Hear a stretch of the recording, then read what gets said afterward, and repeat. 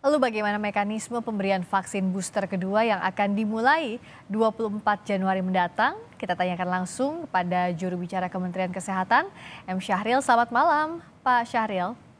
Ya, selamat malam Mbak Priska, salam sehat semua. Amin, semoga sehat selalu untuk kita.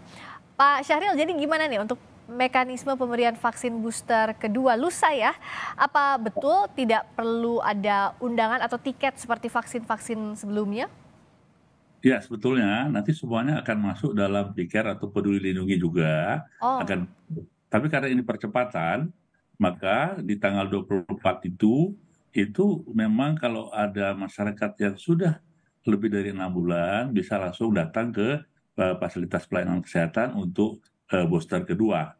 Namun kita berusaha, mudah-mudahan deh tanggal 24 besok juga sudah ada mekanisme e-tiket bagi masyarakat-masyarakat yang sudah memenuhi syarat. Jadi artinya apa? Booster kedua ini pun masuk mekanisme dalam Dicare atau dalam Peduli Lindungi gitu, Mbak. oke. Jadi kalau misalnya tadi sesuai harapan saat 24 Januari sudah ada begitu ya di Peduli Lindungi Ya. e-tiket untuk vaksin. Nah, tapi kalau belum ada, misalnya belum merata muncul e-tiketnya di tanggal itu, apa bisa langsung datang ke fasilitas kesehatan mana saja? Boleh, boleh dengan catatan membawa catatan atau dokumen bahwasanya mereka sudah di booster yang pertama setelah 6 bulan gitu, Mbak.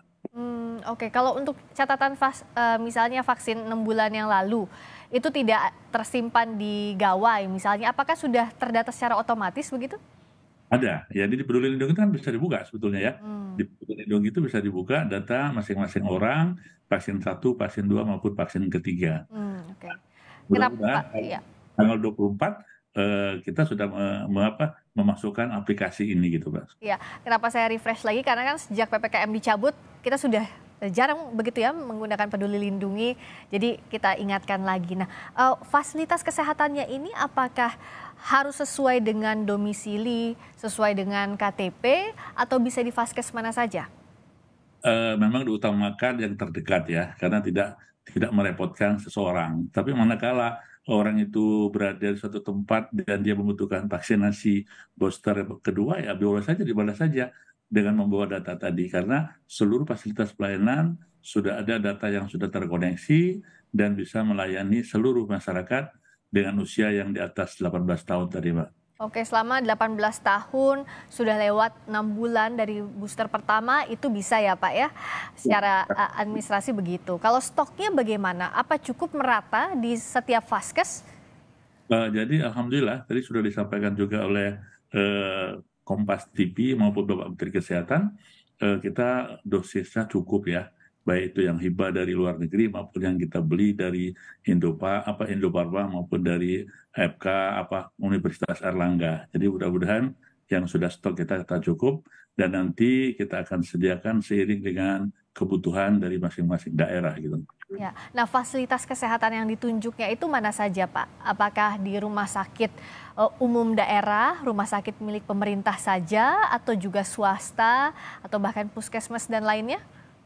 Ya, jadi sebetulnya sebuah fasilitas pelayanan kesehatan harus menyediakan, terutama yang dari pemerintah ya, puskesmas ya, kemudian dari rumah sakit milik pemerintah, RSUD ya, milik kepolisian, milik angkatan darat dan seterusnya.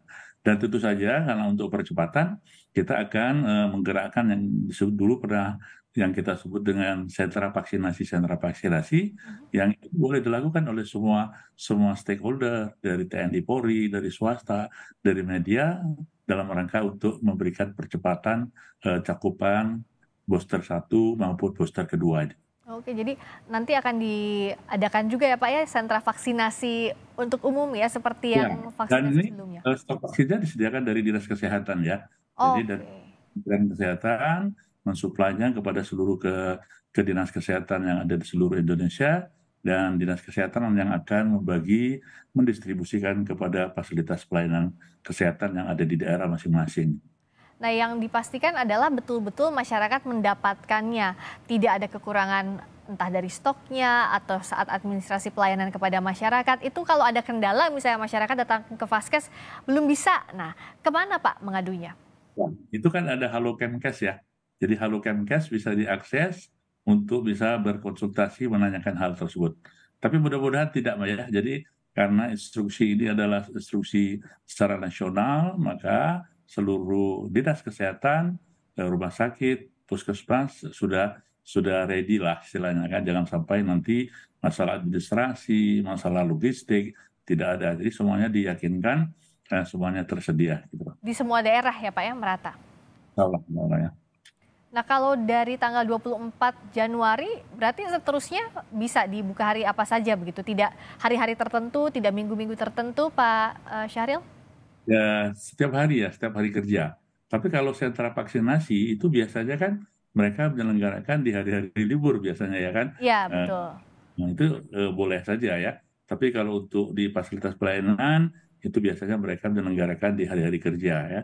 Karena Iya. ini kan sifatnya kan tidak emergensi ya. Iya. Tapi kalau sentra vaksinasi karena memang banyak masalah sehingga diharapkan mereka menyelenggarakannya di hari-hari libur gitu ya biasanya. Ya, untuk kendala bagi mereka yang bekerja begitu ya di weekdays. Ya, betul betul. Mhm.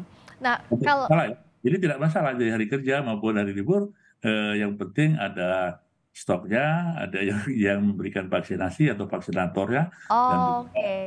ya. Jadi hari libur pun sebenarnya buka ya Pak ya, selama di Vaskesnya memang membuka pelayanan itu. Nah, sekali lagi saya katakan, kalau di Paskes biasanya buka di hari kerja. Ya, oke. Kalau di sentra vaksinasi yang diselenggarakan oleh tadi bisa TNI Polri, oleh swasta atau media, itu biasanya mengambil di hari Hari libur. libur. Nah itu yang dicatat ya Bapak Ibu semua yang menonton acara ini di Sapa Indonesia Malam. Jadi kalau hari biasa bisa datang ke Vaskes, tapi kita juga bisa mencari di sentra vaksinasi yang biasanya juga mengadakan di luar hari itu. Nah kalau sekarang Pak Syahril sejak PPKM dicabut, ada data terbaru COVID-19 angkanya? Jadi alhamdulillah ya. Jadi setelah Nataru masuk minggu kedua dan minggu ketiga ini indikator-indikator 4 ya yang ada itu semuanya dalam terkendali dan bahkan menurun. Jadi jumlah kasus yang konfirmasi atau yang positif, angka kematian, kemudian yang juga yang dirawat di rumah sakit termasuk positif, alhamdulillah masih sangat terkendali. Jadi keraguan beberapa pihak kemarin akan terjadi lonjakan setelah Nataru, alhamdulillah ya, mudah-mudahan ya sampai dengan akhir bulan ini kita tidak terjadi hal-hal yang memang tidak kita harapkan.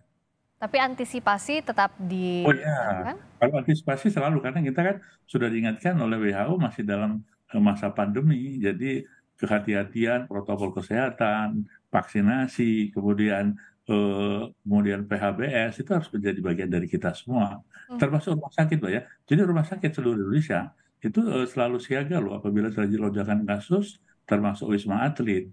Kita siaga kan bukan berarti tutup ya, jadi Ya, siaga kan oke. manakala memang terjadi. Tapi ya mudah-mudahan tidak ya. Yang terakhir, bagaimana juga agar booster pertama atau bahkan yang belum mendapat vaksinasi dosis lengkap ini mau untuk divaksinasi? Karena saat mendengar PPKM dicabut, banyak juga mungkin yang sudah enggan sekarang, Pak Syahril. Ya, jadi begini. Jadi untuk mengakhiri pandemi ini menuju ke endemi, salah satu syaratnya atau satu parameter dari WHO itu adalah tercapainya vaksinasi, Pak. Hmm. Jadi baik vaksinasi 1, 2, booster 1, bahkan booster 2, seperti yang disampaikan oleh Pak Diki Budiman tadi, itu harus menjadi bagian dari untuk mencapai endemi ini. Sehingga kita berharap ya vaksinasi ini menjadi kebutuhan masyarakat, bukan menjadi suatu momok, tapi kebutuhan. Kita butuh loh menjaga titer antibodi kita agar kita kalaupun kena varian baru sekalipun kita tidak berat dan tidak harus masuk di rumah sakit gitu loh. Berharap vaksinasi kedua ini, vaksinasi booster kedua ini bisa lancar, diikuti merata dan targetnya juga tercapai agar kita segera mencapai endemi. Terima kasih Pak Syahril, M. Syahril, juru bicara Kementerian Kesehatan sudah berbagi di Sapa Indonesia Malam. Ya, selamat malam. Selamat malam, terima kasih.